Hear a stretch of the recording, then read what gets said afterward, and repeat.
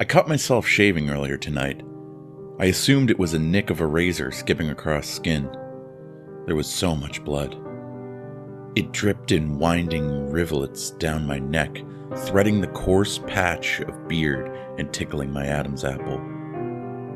My shirt was stained stop sign red. "Fuck," I said. But when I probed my face, my cheeks, my jaw, there was no sign of a cut. The blood was coming from the hair itself. For most of my life, I've been clean-shaven. 6 months ago, Lynn left me unexpectedly. She got the house and dog after the divorce. I walked away with a drinking problem and a fresh Tinder profile as a 38-year-old. I'd call it all a draw.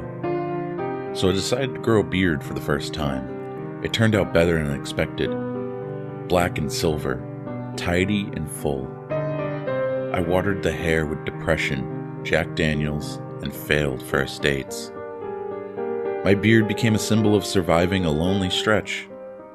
It was a constant companion and did wonders for my jawline. Shaving the beard would break my heart, but I knew Cindy didn't like it. Too scratchy. I met Cindy on Tinder. She was quickly becoming Cindy the girlfriend. Earlier today, I decided it was time for my face to emerge from its protective cocoon. That brings us back to the bleeding hair.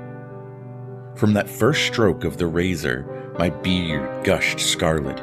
It stung like a wasp attacking my cheek. I stopped. There were a few wet strands floating in the sink. I scooped them up. Black and gray, severed things. The hairs were twitching like worms in the rain. What would you do in that situation? Go to a doctor? A priest? Would you keep shaving even though it felt like peeling your skin off the bone? I put some gauze over the raw patch of wounded hair and decided to go to sleep. My bleeding beard would be a tomorrow problem. Cindy was staying over and was already asleep when I slipped under the covers.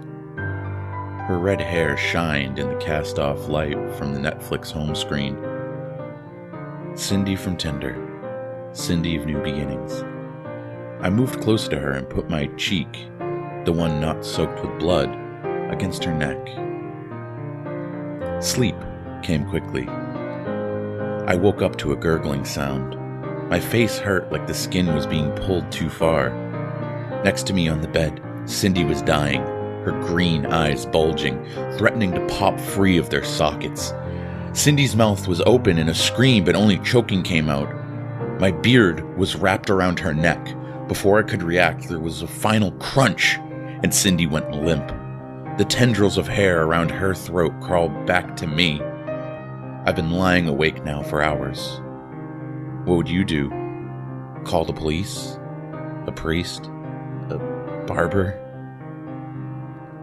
I could feel it squirming against my face. I think it's trying to hold me.